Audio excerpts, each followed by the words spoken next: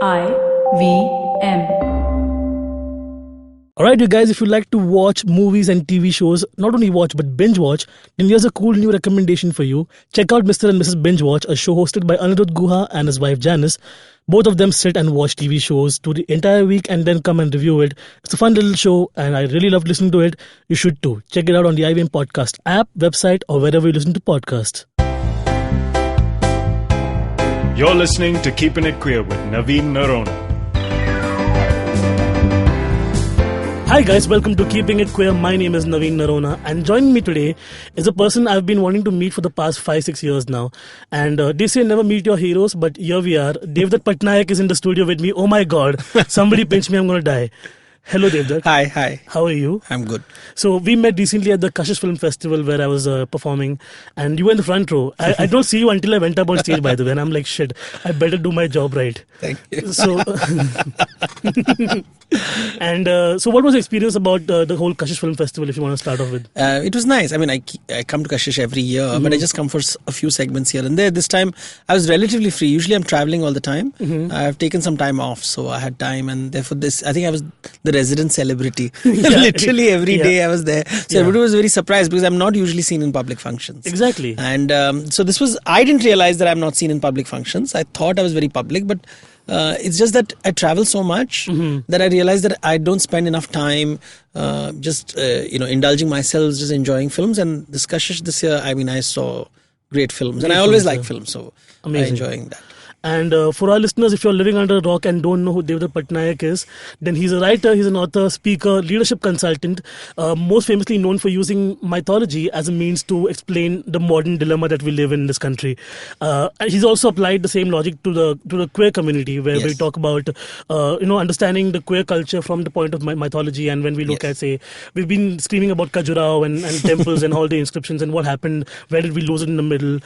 You've written books about the queer literature, Shikandi, and the other queer tales that they don't tell you, The Pregnant King, and I Am Divine, So Are You, a book you co-wrote with Jerry. Yeah, so I introduced the book and helped Jerry curate it. Correct. So. And Jerry has been on the show before twice. Okay. And I did try to tell him ki get Devdutt on the show as well, but he doesn't listen to me. He doesn't like me. So where did the idea first come into being? Let's just talk about that, because when we talk about mythology in India, we all learn it irrespective of what our religious background is. In this country, we have to kind of understand the basics of it, right? Yeah. I grew up Christian, but I still know who Ram is, who Sita is, who Ravan is, and the Mahabharata as well. So at what point was the mythology part interesting to you? So, I used to do this all my life. I used to, like any kid, Amar Chitra Katha and all that.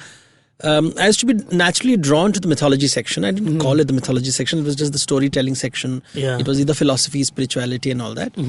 But it was I studied medicine, right? And in the final years, I realized that I was drawn to the subject more and more. And it was a hobby, really.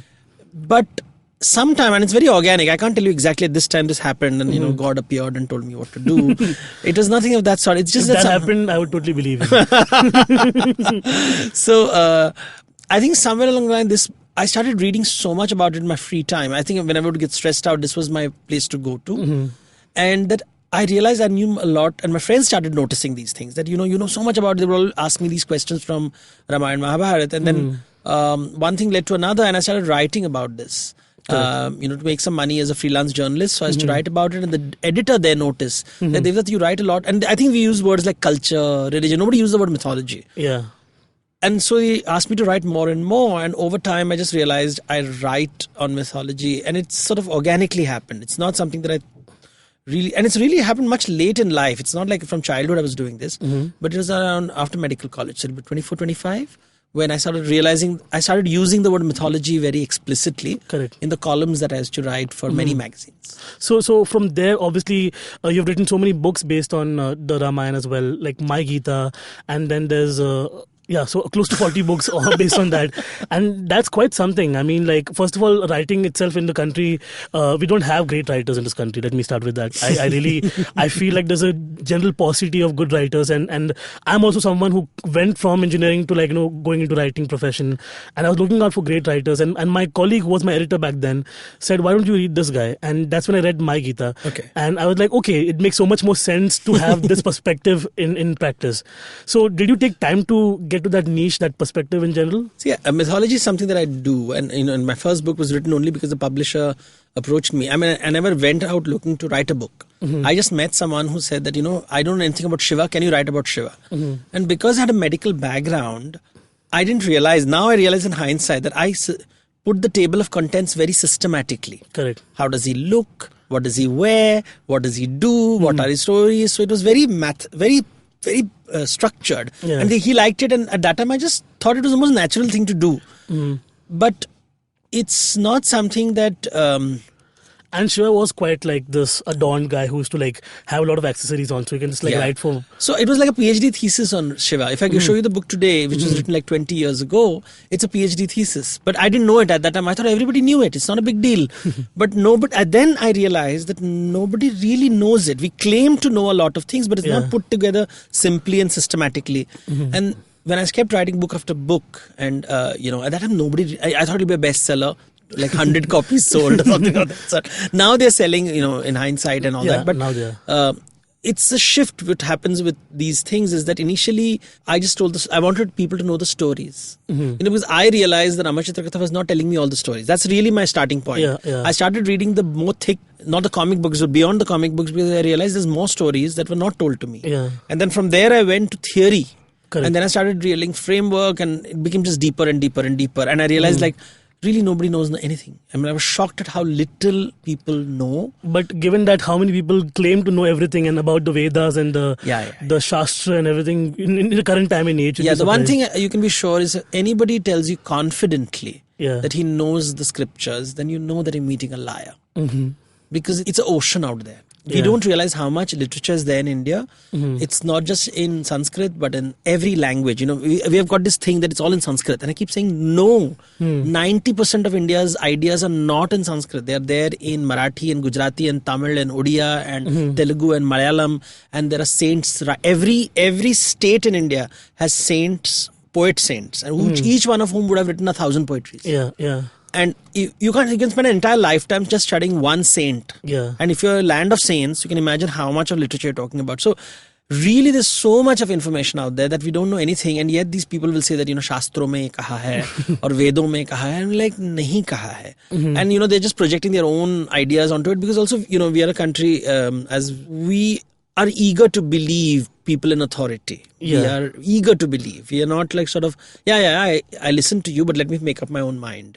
We are not that. We are like eager to just listen. Ye sach hai. Exactly. And that kind of thing. So, and similarly, it goes out because Jerry and I spoke about this with regards to Catholicism, where a Bible passage says that if a man sleeps with another man as he sleeps with a woman, then they both shall be stoned. Yes. And which we mostly are when we are stoned. So you know, the hilarity of it is like it's open to you know, a lot of interpretations. And also they were written in different times. Hebrew, right? and then there's Latin, and there's so many different languages. The Greco-Latin language also happened in the middle. So when we talk about queer issues, now let's come to that, because that's one thing that people use religion and mythology as a main, you know, tool to shun away the queer people. Whereas if we watch your videos, or if we listen to your podcasts or your recordings before, you've clearly said that religiosity and mythology in some way go hand in hand when it comes to queer people. India is one of the few countries where right from the Vedic era, so you're talking about, you know, 3,000 years ago, and even the grammar textbooks will always refer to 3 genders. We never spoke of 2 genders. We always spoke of 3 genders. So there's male gender, there's female gender, and then there's the other. Now there are many words used for it, and depending on who's translating it, they'll translate this third gender as neuter, but neuter assumes asexuality. Correct. or bisexual, that is, or not this, not that. It's not me. And the words used are kliba, napansaka, pedi. In Tamil it's there, in Sanskrit it's there, in Prakrit it's there, in Pali it is there. We are the only language for the last 2,000 and 3,000 years. You have got this, what is called Tritiya Prakriti, or the third gender. And I call it TP for short. Yeah. Which is like an umbrella. It's the closest word to queer. Correct. So literally India has always in its history said there's male, female and queer. Yeah. And in queer, they put everything that didn't fit into what is a heteronormative construct. Yeah. So why would a culture do that? Because you see, we were a culture of what is called rishis. And rishis are basically observers. They were people who looked into nature. And they would stare and figure out, okay, this is what the world is about. This is what life is about. This is what animals are about. So Indian scriptures are written in that way. They're written by people who observed nature. And they observed that in nature, there are 3 genders. Male, female and this. They put this basket called the queer. And you find this in the Vedas, you find this in the Brahmanas, you find this in the Purans, you find this in local folklore. You say stories, songs, music, everywhere, but nobody's talking about it. And I'm like, what happened? Why are you not seeing what is right there in front? Yeah. When you read the Purans, for example, you will have gods who become goddesses, goddesses who become gods, men who become women, women who become men. Gender is very fluid. Love is spoken of in so many different ways. You have all kinds of creatures out there. You have, apsaras who will seduce a hermit, bear a child and walk away. Just throw the child. They don't want to take care of it. So they suddenly, we are all told all women have maternal feelings. No, the apsaras didn't. Yeah. Or there would be, there is a story, for example, in the Jaiminya Brahmana of this man who was just like a serial murderer of women, Yavakri, this very strange story, which is a very obscure story, of course, but there are these stories. And there are stories of, 2 men falling in love with each other and not realizing it. There are, as I said, gods becoming goddesses, goddesses become gods. So I would always say that why are nobody talking about these stories? When somebody says, Hamare culture mein nahi hai. I said that no, they are there. It's just that you don't know. It's like you. Gaur se dekho.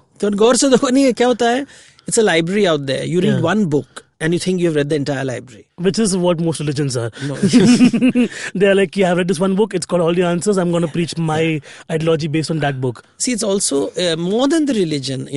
I'm more kinder to religion than you are. You don't want to fall in trouble like I do. No, it's because I do know the role of religion in this world. It plays a very important role for people. Especially when they're going through a bad patch in life and things are not working out. Yeah. When no friend is out there, no family is out there, religion is the only thing that will save you. And how much ever people is, many people who are very cool about it are usually in privileged positions. If kuch nahi hota hai na, then even that rock becomes a god for you because you need that. It gives you an emotional anchor to just rise out and then, do well in life. But I think what happens is these are people who use religion as an instrument.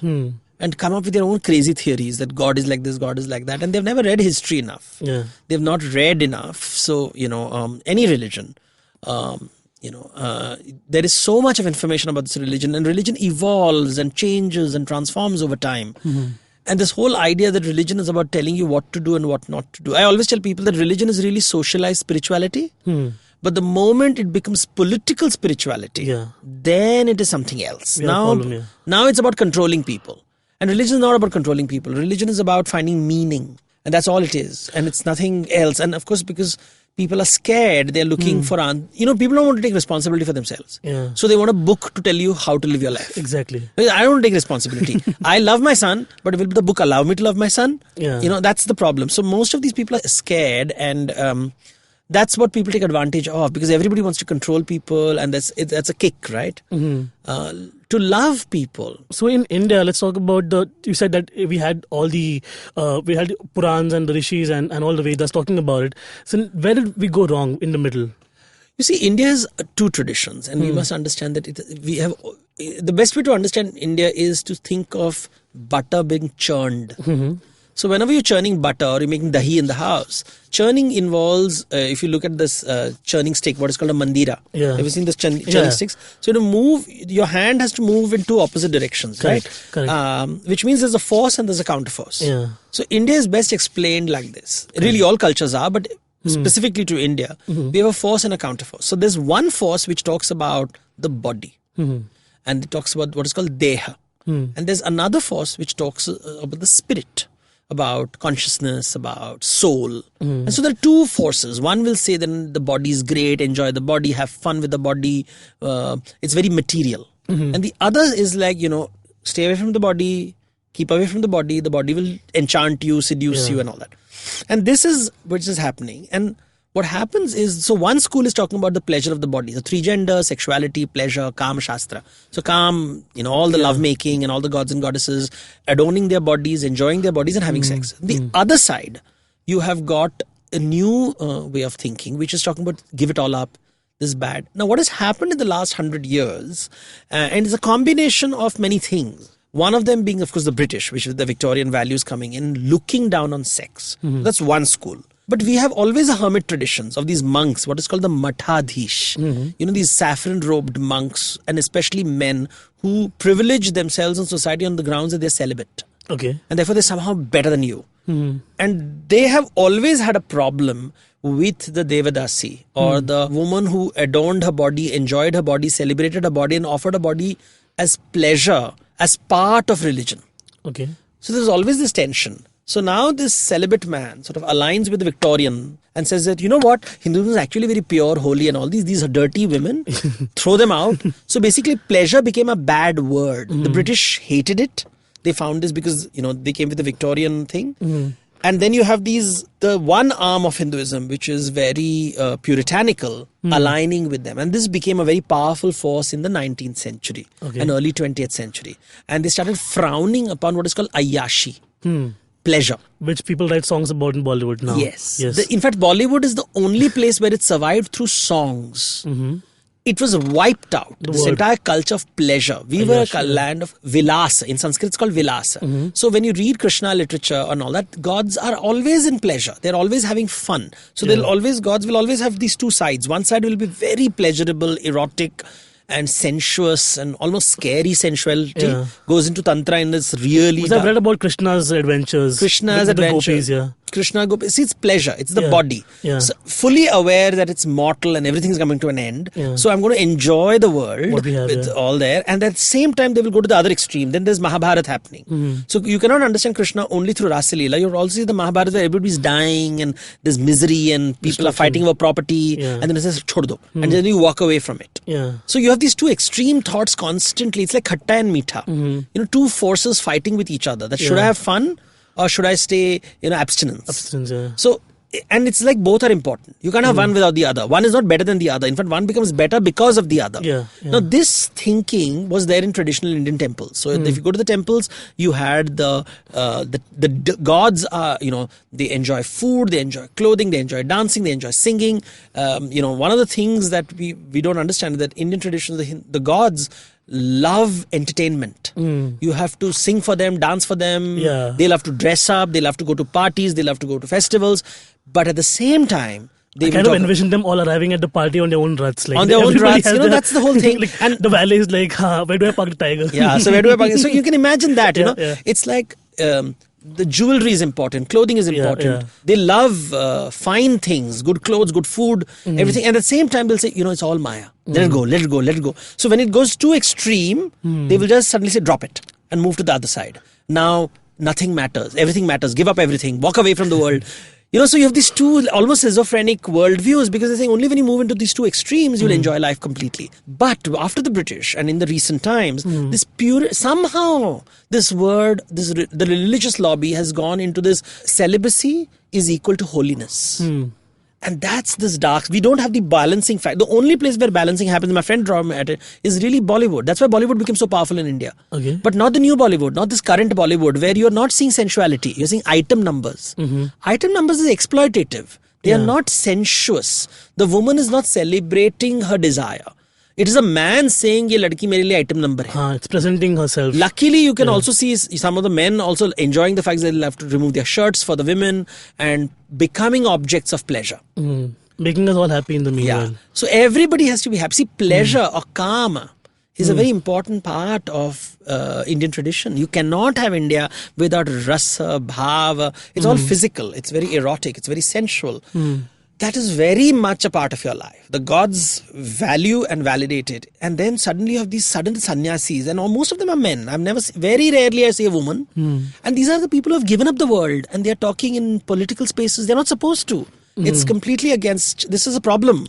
You are supposed to advise the king, but you're not supposed to sit on the throne. Yeah. You have to, if you're celibate, go to the forest. Go to the monastery. But you can't engage because you have to appreciate. And when you read the Shankaracharya story, have you heard the Shankaracharya story? I haven't. I'm very daft. So Shankaracharya was one of these great monks of Vedanta. He's one of the most respected, sort of, not a reformers, but one who re-energized Hinduism about 1200 years ago. And he was a great, he became a monk at a very early age. Because, he literally, his mother didn't want him to become a monk, but he became a monk anyway. And because at that time he was told that I want to study the Vedas, and the only way I can study the Vedas is by becoming a monk. So he became a sannyasi. But when he went through this great competition somewhere in Gaya in Bihar, he met this gentleman called Mandana Mishra, and there was this great confrontation and conversation on the truth of Vedas, blah, blah, blah. And he was brilliant. He was outstanding. Everybody loved him. But the judge of this conference was a lady called Ubhaya Bharati, who happened to be the wife of Mandan Mishra. Okay. And she looked at him and said, you're very smart, you're very educated, you know the Vedas, but your knowledge is not complete. So I'd like to debate with you on subjects that we have not discussed right now. And I would like to discuss erotica with you.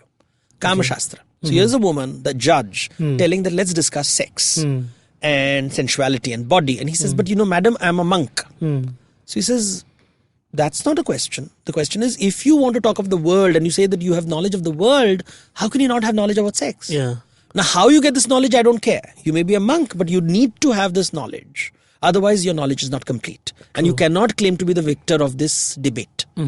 So you can imagine this, Ubhaya Bharati is telling Shankaracharya that you better get knowledge of the... And he says, but I'm a sannyasi, how do I do? Is it, that's your problem? Figure it out. Yeah. And of course, then he goes through what is called Kaya Pravesh, and all kind of magical stories happen. But the bottom line is, he comes back with the knowledge of sexuality, and he writes a book on erotica called Amaru Shataka. Okay. So you have India's greatest monk called Adi Shankaracharya, who is celibate and who writes on Vedas and Vedanta and is highly respected and talks about the body is all Maya, and there's only truth called Brahman. And he's very famous for this line called Jagat Mithya Brahma Satyam, that everything is delusional except the divine. That is the only truth. He's also written a work called Amaru Shataka, which is 100 verses on erotica, on how to make love, on pleasure, on body, on women, on men. How does that happen?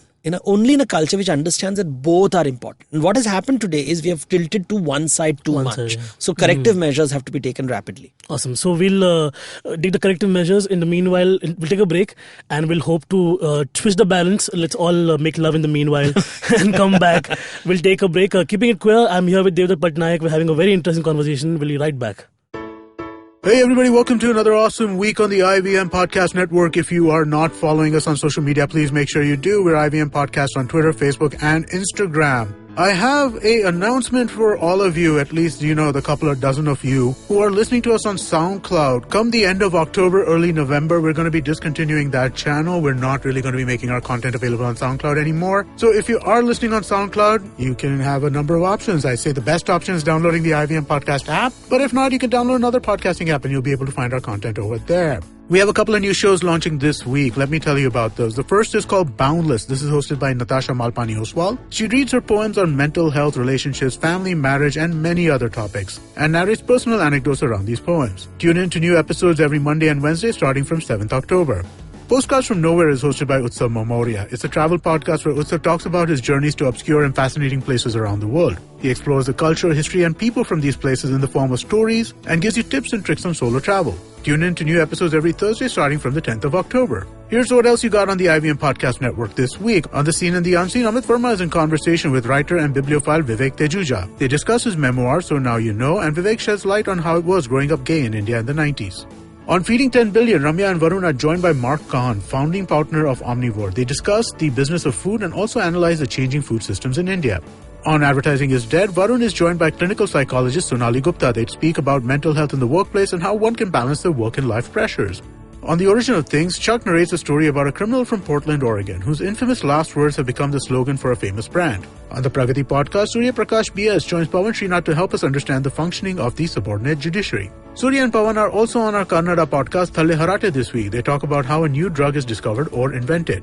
This week's episode of GBCD is titled P for Parents, where Sunetra and Farhad discuss how challenging coming out to one's mom and dad can be and how they did it. On Mr. and Mrs. Binge Watch, Janice and Anirudh talk about Gideon Raff's extremely binge-worthy show on Netflix, The Spy, starring Sacha Baron Cohen. Let me add my recommendation to this. I saw it this weekend. It is really good. On What a Player, Mikhail is joined by 3 comics, Siddharth Gopinath, Rahul Lalchadani, and Abbas joins them as well. They get into an intense chat over the legitimacy of sports, entertainment, and wrestling. And with that, let's get you on with your shows.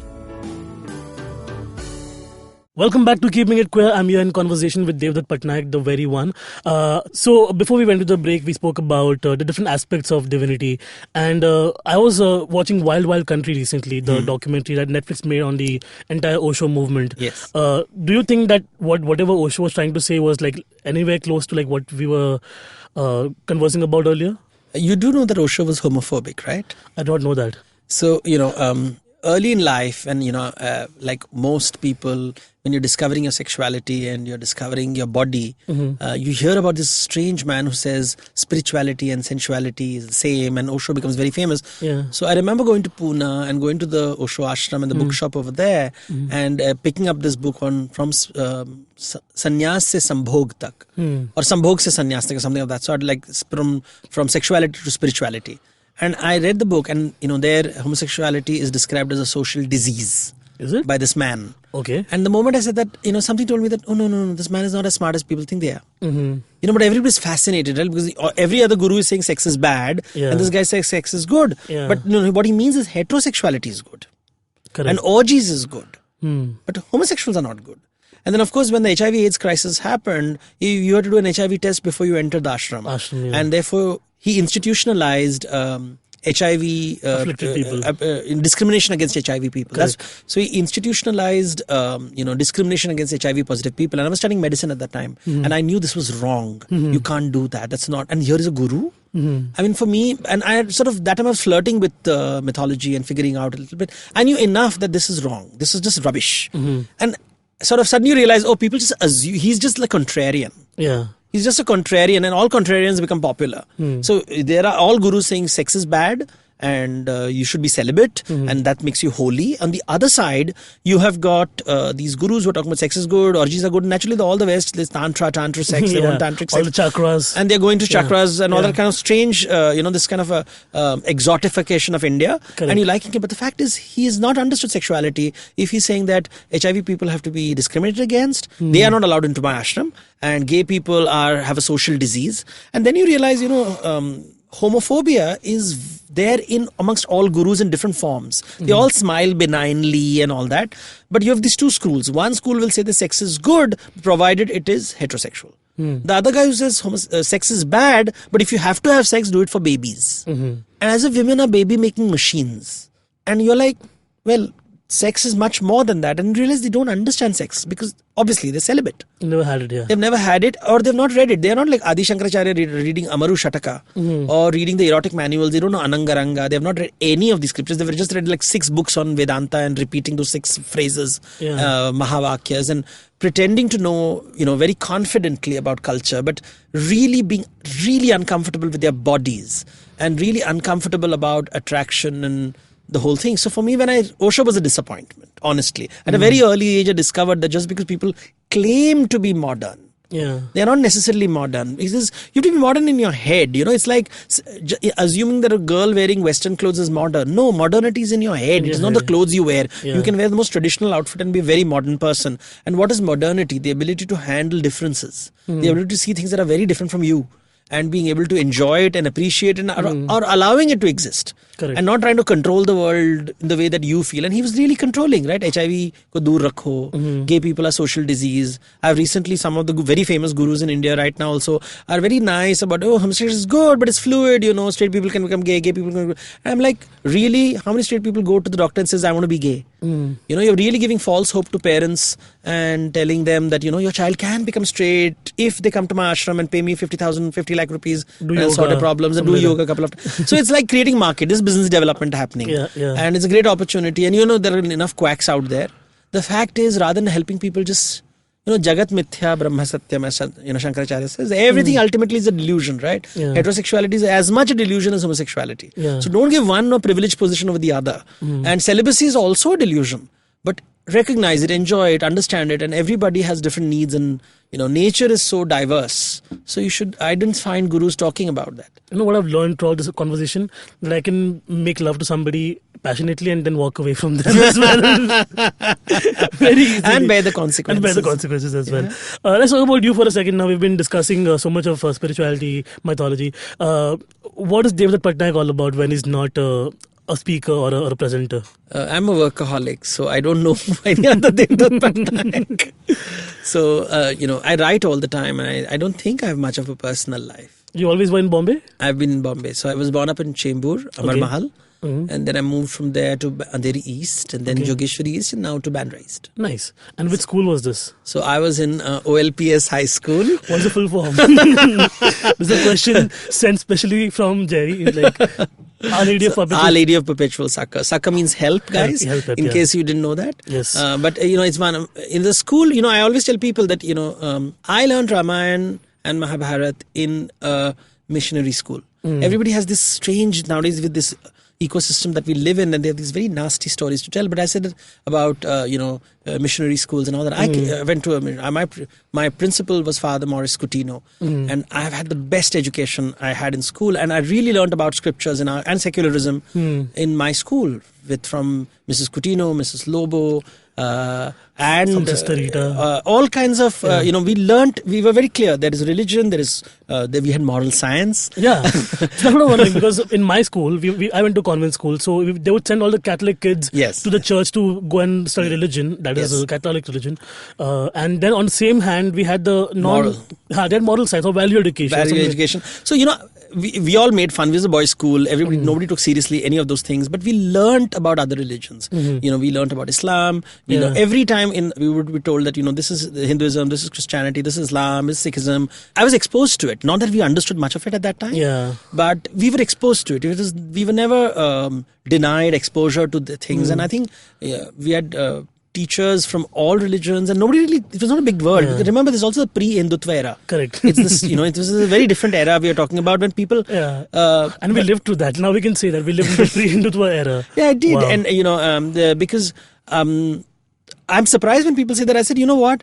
I remember seeing Ramayana plays in OLPS High School. Now, what more secularism do you want? I mean, I remember I and Mrs. Lobo gathering pigeon feathers to do Jatayu's wings, and a friend of mine and working on Eklavya the play, or boys' school. So who's going to play Sita, and who's going to be Ravan, who's going to pick him up and be teased and all about it. So we had friends from all religions. We were doing plays. We were doing nativity plays. So I was one of the shepherds in one of the productions. So and nobody thought about it as a religious thing. I was always a cow.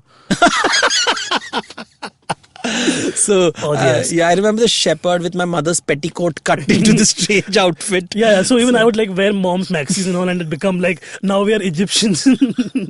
Such weird things. But I remember my when I moved schools from first grade to second grade, we were asked, where do you want to go? Do you want to go with the religious kids and go to the church, or who do you believe in, Navin? And I was just standing at the door of the class and not sure who do I believe and which God do I pray to. I had no idea. So I sat for an entire semester with the value education kids, and in open house, my mom comes and says, why have you been sitting here? Because I gave value education as an exam, and I'm just you can help your elders and all that.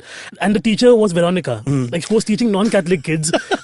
But it was very weird. But I think that's important. The cross-pollination of cultures. It in many ways it helps you understand the diversity that we have in this country, and how to respect the fact that people are from different walks of life. See, we don't realize we are one of the few countries in the world where down the road there's a temple, down the road there's a dargah, down the road there's a church, there's a gurdwara out there. We take it for granted. You won't find this in other parts of the world. You can't go down to where you'll find just religious things happening all over the place. And nobody thinks about it as religious. It's just that you need it. You need to go to God. And the people would say this is a very casual, very impersonal way. Now it's become like this big terrible. Now the lines have been drawn. Yeah, and now everybody is taking it too seriously. It's an important part of life, but don't take it, don't go overboard with it. Exactly. Calm down. So what is Keto Dave all about? It's a pet name that you acquired in the past few days. Keto Dave. Tell us. You've been talking to Jerry a lot, I can see. Well, I have more friends than Jerry. What is this? No, I'm on a pre-diabetic thing. So the doctor just saw my charts and said that you have to lose weight. And you have to, so therefore I have to be on a keto diet for and it turned out to be pretty easy, really. Yeah.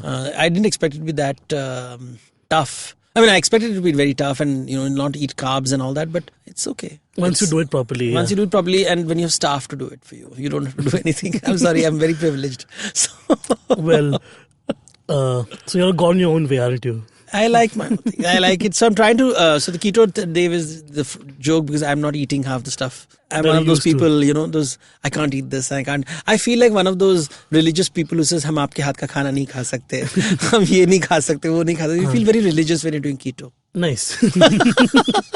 So, last question that I want to talk about before we end this. What do you see the queer community from now going onwards? Like, where do you see it growing now? I see that people are becoming more and more confident. And I think that's a good thing. I think we have to figure out ways in which mental health is becoming a big issue. And many people don't know how to live alone. They don't know how to be happy alone. Somewhere along the line, we've been told coupledom is the way to go forward. That unless you're a couple, you'll be miserable. Sab moh maya. And the thing is, this ability to be happy alone and to have many relationships, some physical, some emotional, some friendly, some social, some economic. So there are different kinds of relationship. I think the ability to be single and to celebrate singlehood or to live with friends, not necessarily as a couple, but maybe for, just practical reasons that it's easier to live together, 4 people living together, 2 people living together. I think we have to learn that a bit. And I think that's the future, because I personally don't believe that, some people coupledom great, good for you, but that's not the goal of life. It is, it's not just about being sexually queer, but also socially queer, where there are no rules and you figure out your life on your own terms. Much like the rishis of yore, they lived on life on their own terms. They traveled, they walked away, they didn't have homes, they just moved away. And I think the ancient, they didn't live masculine lives. The rishis didn't bother about their bodies in that terms. They took care of themselves, they managed their lives, and they fulfilled lives. And I think only the apsaras have been replaced by Grindr now, so there's multiple distractions every 5 minutes, isn't it? Yes, and mom's phone calls saying that शादी कर लो बेटा, तुम्हारी भलाई के लिए. तो चलो शादी करते. So tell us about queer characters in traditional literature, if you have come across any. Yeah, so you see, amongst the characters, you have Shiva as Ardhanarishwar, who becomes half a woman. But if you go to Mathura, and Mathura temples, when you go to the Shiva temples, Shiva is decked in female attire. And he's called Gopeshwar Mahadev. Okay. So he's the male god who became female to participate in the Ras Leela of Krishna. So it's nice. It's a very... so Shiva becomes a woman so that he can enjoy Ras Leela with Krishna, because in the Ras Leela only Krishna is allowed to be man. And then there are stories of Krishna who becomes Mohini, who becomes a female and does many adventures as Mohini, the female form. So there's an avatar called Mohini, which is female. Or at a very queer level, normally gods are supposed to be with goddesses, but a goddess in many temples is only seen with another goddess who could be a sister, her friend, her companion. So you'll have these Chamunda, Chotila, Nanda, Sunanda, 2 goddesses worshipped together as a pair, which is an unusual visual to see, right? You'll see normally male and female, but here you're seeing 2 women together. And, at a queer level, you have these characters in, I find this very interesting because, of course, one thing you should remember, in Greek mythology, when you see of queer, they'll always talk about homosexuality. But in Indian mythology, they will always talk of transgender. It's something that we don't realize. Different cultures look at queerness differently. So in Indian stories, you don't find homosexuality, you'll find transgender. In Greek stories, you will not find transgender, you'll find homosexuality. And therefore, in the West today, you'll find transgenders facing a lot of opposition. Homosexuality is okay. But in India, we have transgenders are okay, but homosexuality, people are like, nahi, hamare culture mein nahi hai. Because I've never heard stories like that. We've spoken about how there used to be dasis in the courts as well, and Yeah, so transgender. So lots of stories of transgender. Correct. So Shikhandi is a transgender. Shikhandi in Mahabharata is a female to male transgender. Then you have got the story of Bhangashvana, who has children, both as a man and a woman. So he has children who call him father and children who call him mother. Okay. So, that's like a transparent. It's like RuPaul. Then you have got the story of Mandhata, who is a man who becomes pregnant and bears a child. So he's a man, but he's also a mother simultaneously. So, these kind of stories you find in the Purans. And this is just like the surface. The rest you'll read my book. If we surely will. If I'm not wrong, even Arjun... again, he takes the form of... He cross-dresses. There are many stories of Arjun cross-dressing. Okay. Then he becomes a eunuch for 1 year as Brihanala. So, he is for 1 year a hijra. Yeah. And why does he become hijra? Because he refuses to make love to a woman. And so the Apsara curses him that, if you think that I'm not good enough for you, then you should not be you don't need your genitals. So for 1 year, he doesn't have genitals. So he becomes a eunuch. So I just remember that Ramanand Sagar, the Mahabharata that they used to do, the Arjun was like, playing the drums very vociferously. Yes. B.R. Chopra. B.R. Chopra, sorry. So like that memory is quite like instilled in my head. Yes. And they didn't know how he had learned Kathak. They had tried to make him learn Kathak. Yeah. So also as a queer writer, reaching out to an audience that's not only queer but also from the walk of life, how do you connect with them? How do you tell your stories in such a way that they'll also want to read and be a part of the journey? See, think of a Venn diagram. There are certain things which are common to everybody and there are certain things that are different. So what is common at a human level is that every human being is, hungry for something. He wants something. Yeah. And every human being is afraid of something. Afraid of losing something. So we all want something and we are afraid of losing something. And if you connect with that part of the human being, and we are all looking for meaning to make sense of our lives. So whether you're queer or non-queer, everybody, it's like going to a party. Everybody in the party is frightened that nobody's going to look at me. And that's a universal thing in the party. So if you understand that everybody in the room is scared, then you can make friends more easily. Yeah. But if you think you're the only person who's scared and nobody's talking to you, they're not talking to you because they're scared of you. Yeah. So that will help you engage with people better. And I think that's something that you writers keep forgetting. They become in becoming too queer, they forget they're also human. And I think to connect with other humans, you have to focus on the human part. Correct. And then after connecting with the human part, then you talk about the queer part. That is the unknown. So the known part is human and the unknown part is the queer. And then gradually take people on the journey of the queer world. Nice. The whole world is a dance floor and everybody's just scared to dance. That's what it sounds like. Cool. Thank you so much, Devdutt, for joining me on this podcast. I really hope that all the people who are listening do get to learn more about what you're trying to talk about. And if they want to reach you online, where can they talk? They already know your social medias, but let's just do it because it's formality. So my Twitter handle is @DevduttMyth and the email is devdutt@devdutt.com. Awesome. And I'm at House of Narona on Twitter. You can find me on Facebook as well, Navin Narona. We'll join you after the small break with the Culture Vulture segment. Bye. Don't go anywhere. The Keeping It Queer podcast will be back with the Culture Vulture segment featuring Farhad right after this break.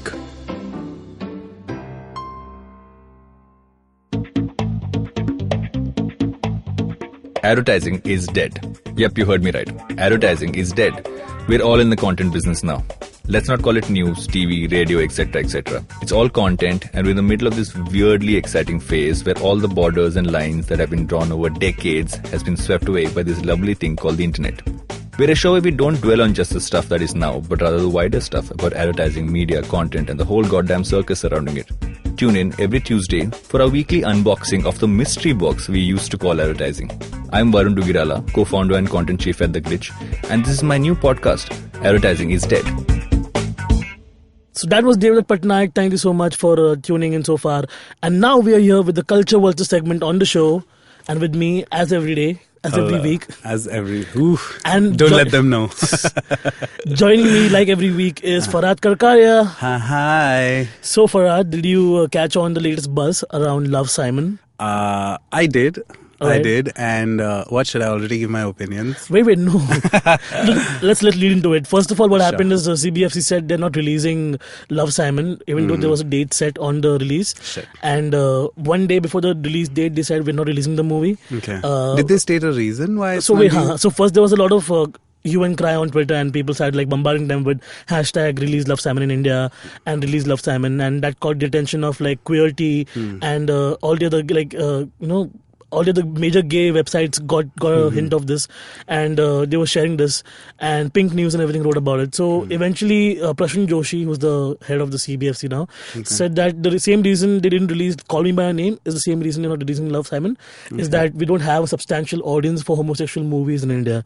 Which is like saying we're not homophobic, we won't release it on the basis of like it's being... That's probably the dumbest thing to say, right? Yeah. So... As in what? Movies are released based on if people will watch it or no? If that's the reason, then so many movies don't... Then I think all the best movies will never release. Exactly. Literally, like we'll just keep getting shit like Avengers. Don't do that. Burn. Okay. See, Call Me by Your Name also came eventually after the Oscar buzz started around the movie. Yeah. It's just that you're saying that you're so money-minded, you're so obsessed with the fact that we'll make money out of a movie that will kind of steal the fact that, you know, a young gay kid could watch the movie and be inspired by it in some way or the other. Yeah. And I'm glad that there's now a general shift in the tone from where it was like, you know what, I'm gay and being persecuted to now being like, hey, I'm gay and my life is chill. My parents are chill about it. And life's better for that reason, you know. And I think the same reason why Love, Simon should be seen by a massive crowd is because if a kid goes with their family, irrespective of them being gay or like, you know, some way they have mental disabilities or they have something lacking in them which they can't open up about, this movie encourages that conversation. So that's what I need, because this guy in the movie, Simon, has a perfect life, right? He has the perfect parents, he has the perfect sister, good friends, good school, where there's already a gay kid. So you know, like, we need to have these movies to be, you know, released in India and watched by a massive crowd. I fully agree. I couldn't agree more. But okay, here's the deal. First of all, I won't talk too much about the movie because I know it's an adaptation of the book, and I've read the book. I've not seen the movie. Simon versus the Homo sapien agenda. And I cannot tell you how irritated or some parts actually pretty shocked that this was a popular book. Let's start there, because I thought there was some really stupid shit that was said in that book. Like, again, I read this like a year ago, but I vaguely remember about this comparison. First of all, I also want to say, I remember when I was picking up the book, the author of this book, I forget her name, but she's a psychologist. Let's start there. And secondly, there were like weird assumptions, like how it is easier for like straight people and lesbians because, you know, guys like them regardless because they're girls, but for gays it is tougher. And I just felt like the book was okay, but the things that irritated me the most about the book, I just felt like it sounded very teenage, One Tree Hill. First of all, that's not my cup of tea. You know, I'm always down for like really heavy, dark, not, I don't want to say dark, but like real. I'm just on the hunt for real, whether it's a TV show, movie, book. I just want real shit. The use of like some pop culture references. They have a dog named Bieber, and then the number of times she says the Tumblr in the book, it used to really fucking irritate me. And all the things that you said, right, which sort of open up for a conversation. For example, his parents are super open. His sister's like, hey, very supportive. Again, I don't know how it's been adapted in the movie, because I hear great reviews about the movie. So the movie, whatever gripes you had, it managed to omit all of that. There's no philosophical thing on like, you know, lesbians are getting easy attention from the guys or anything. They just concentrate on the fact that this one kid who's gay at 17 wants to have the perfect romance, wants to go on a prom date, but can't find that. You know, he's just like he's stuck in that rut. And the friends he surrounded himself with also have like weird views on homosexuality. So for example, they're watching a movie and one of the bachelors in that season, Josh Duhamel, who plays the father, is like, that guy's definitely fruity, like he's gay. And so this kid feels like, fuck, I can't say anything to my father. So that feeling is what I really liked in that movie. So also that there's a confessional thing that they have like on their school website. I'm glad that they're not treating it like 13 Reasons Why. Again, a similar concept where they're dealing with an important issue, but in a high school format, right? Where they're like, let's just grab a latte and just go to the best cafe and, you know, surf on whatever. None of that shit is happening. They're FaceTiming. They've upgraded now. They're from Tumblr. They've come to FaceTiming each other and talking about more recent updates in terms of what's happening currently in pop culture, which in 2 years will be null, I feel. But the way the structure happens in the story, because you want to find out who this mystery pen pal that he has. We're looking at the movie through Simon's character, right?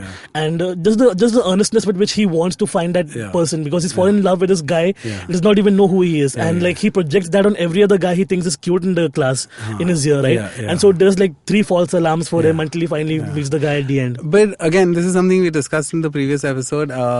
isn't there a part where he sort of has feelings for also the person who's blackmailing him?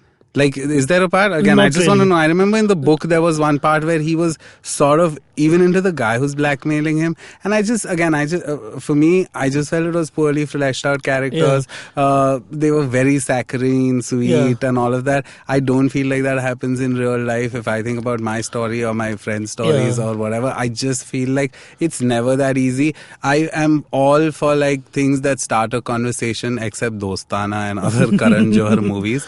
That movie's been debated on this podcast for like so many times now. Jesus. And different people have different Was opinions. there any objection when Dostana was coming out? Not really. No? It was making fun of gays, right? So it's okay. Okay, no, I was wondering, like, you know how it happens with Love Simon and Call Me By Your Name. I was wondering if back then, I don't remember. I'll have to check with Prasan Joshi what his views are and get back to. Yeah. In fact, I'll tell you what, I remember, like last week I was passing by my roommate's room and she was watching something and I was like, oh, so many people talk about 13 Reasons Why, let me see what this shit is. And I literally watched it for 10 minutes and I couldn't stand it. It's not, And then I realized she's not watching 13 Reasons Why, she's watching Love Simon. Yeah, the girl who plays Hannah Baker is there in this movie. I was like, no. And then I was like, why is there so much like hoo-ha about? Because as far as I remember the book, it wasn't like some raunchy fucking like, you know, gay sex or like, none of that, none of that shit. No. If A Little Life was made into a movie, I totally get it why it was banned and all of that. But like, I really don't think like, I just remember it as a very there's only one kiss at OC the end. teen poppy, which is not my cup of tea. So I but have again. two gripes from the movie. As you said, the blackmailing character, that guy's whole arc is just like very very Mr. badly. Blue? Mr. Blue is the pen pal. Oh, the online. pen pal, sorry. Yeah. Huh. So I don't remember the guy's name, but the guy was blackmailing him. Martin.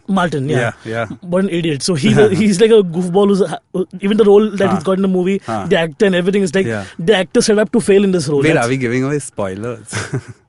I think, you should just watch it online now because the Indian censor board won't release it. So Okay. like catch it online and then come back to this conversation. Yeah. But spoiler alert from here is that towards the end when Martin, like, he convinces him that if you tell your friend that I like her and you set us up, then I won't tell anybody that you're gay because I know your email ID and everything and I've screenshotted your emails. Yeah. So he's like, okay, he tries to do the whole big proposal at the game day and the girl says, you know what, we'll just be friends. Yeah. So he feels so insulted, he goes home and anyways puts the screenshots out, outing him without his consent and like basically humiliating him in public. So that whole reaction to that situation seemed very out of character for me. I mean, like, he did a bad thing and that moved the story forward, but that was not the way I in think it that would have sense, been. again, I guess I'd relate to it. I'll give you a little example. When I was in college, my college toilets were gross as hell. So every time I needed to take a shit, I would go to the nearby crossword. And I don't know how or what, but someday someone wrote in that bathroom that if you're looking for gay sex, and someone put my landline number there. So it was literally, and you know, crossword. In a crossword bathroom, someone put my landline number saying suck dick. I don't even remember. No. It was something to the effect of, will suck gay sex, call this number. Someone had written it. I have no idea. Actually, when I started getting calls at my house is once my dad picked up the phone. People actually follow up with numbers. No, my dad picked up the phone and this is when I was not like vocally out, and I definitely don't want my parents finding out about my sexuality through some fucking message in a crossword bathroom stall.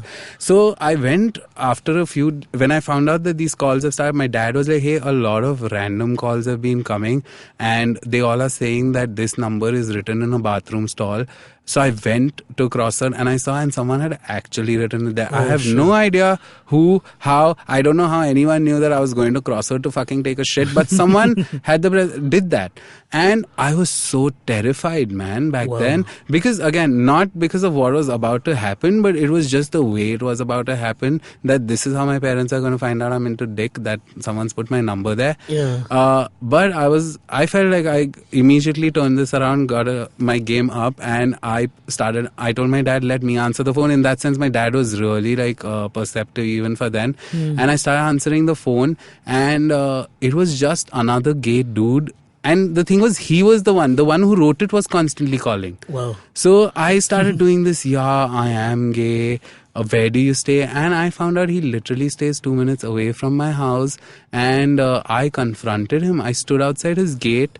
First of all, I did not know, this is before fucking even Nokia 3310. So I just don't know his number, nothing. I stood outside his gate and literally, you know how I recognized him? Every time someone would come out of the gate, I would make sure they would see me, and I would know in a second if a person recognized me. And literally it happened. When this guy walked out, he looked at me and he had that face of like, oh shit, this guy knows. And I walked up to him and I was like, it was you, wasn't it? I straight up like confronted him. He went into a sorry zone because again, my dad was sort of in on it. So I told him, my dad's calling the cops. You know, I just wanted to know who the fuck you are. And it immediately stopped after that. I did not let it proceed. But I just remember how much I shat my pants that time just because of the kind of calls I had started getting at home, and my parents shouldn't be subject to that. And no one has the right to out you irrespective. Exactly. So again, if it's an outing thing, I feel like that wasn't the best way. So coming back to Love, Simon, I felt like that was a terrible thing. Again, I remember in the book, it's a Tumblr blog where he gets outed and all of that. But it's not a good feeling at all. So in that sense, I sort of relate to the book. I relate to the movie. I feel like it's an important message and all. But I always feel like strive for mature stories, like for evolved stories. I don't know why I keep using the word evolved a lot, but I feel like if you really hunt, there is such real, like Moonlight, right? Yeah. What makes Moonlight such a great fucking movie? Like, there are black people on the down low fucking around, but it's a conversation nobody is having, you know? Yeah. And then this is in the ghetto, you know? So I just feel like movies that bring that out, I just love that sort of shit. I think we'll see more of that in the near future. I'm sure. In fact, like, I just feel that when a big production company puts money into Love, Simon and release it worldwide and gets like big actors who are also famous, because it has the girl who plays Anna Baker is there in this. So, telling reasons why immediately people will watch it. There's also like Jennifer Garner's there, Josh Duhamel is there, big names involved. Nick Robinson, the guy who's playing the main character. I think he'll always like be that character who played Simon in Love, Simon, you know? Yeah, if I have to say, for me, role. it's like a flaw, but I get it. It had a very Disney sort of approach, like this is a Disney movie with a gay with the gay guy in the as a protagonist. You know what I mean? But there's also a lot of things I like that. apart from that, you know, like don't focus on the gay thing only, which is like the main theme. Sure. There's like he's also a part of the dramatics thing, and then he's fucking his friend's happiness up. That's for this whole secret thing that he's hiding. So, and there's a dramatics teacher in the movie who's like sassy as fuck. She's so good, and she steals the show every time she comes on screen. So I don't know. You saw this online. There's no other resort because Prashant Joshi, what the fuck? There is an audience clearly. Yeah. And if there's an audience for Julie, Julie 2 as well, and Ragini MMS as well. Yeah. Then there's an audience for It's Love, just Simon. what a weird country to live in. Man. Yeah, man. I really don't understand. Anyway, so if you do get the time and the internet speed, do check out Love, Simon online because that's how you watch shit in India. Until then, we're keeping it cool. We'll see you next week. Bye. Bye.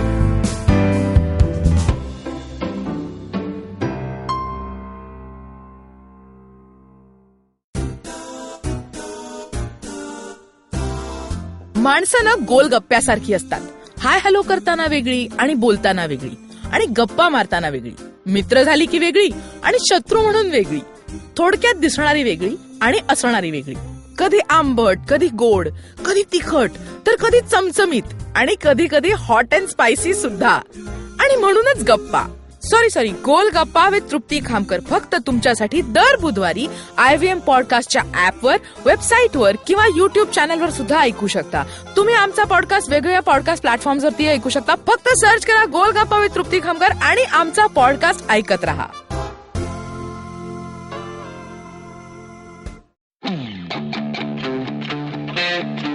What do we have to do? Welcome to What a Play, you guys. This is the favorite sports podcast of several sports persons such as myself, Dudeja and Mikhail, who also happen to be the hosts. Yes, you should definitely listen to our podcast for our take and quite a uninformed but hilarious take on sports every week. We give out awards, we discuss what happened in the world of sports, and we take breaks as well. We come up with jingles and sound effects on the go. So you should definitely give us an example of a sound effect, Dudeja. Bolo Matthi Vade. Yeah, tune in for some of that, bro. You can catch us on the IVM network every Wednesday on the go. On the Wednesday, in the Wednesday. Yeah, Wednesday, What a Player. What a Player W, Wednesday W. Wow. Wednesday to Wednesday, What a Player, Matthew Vade.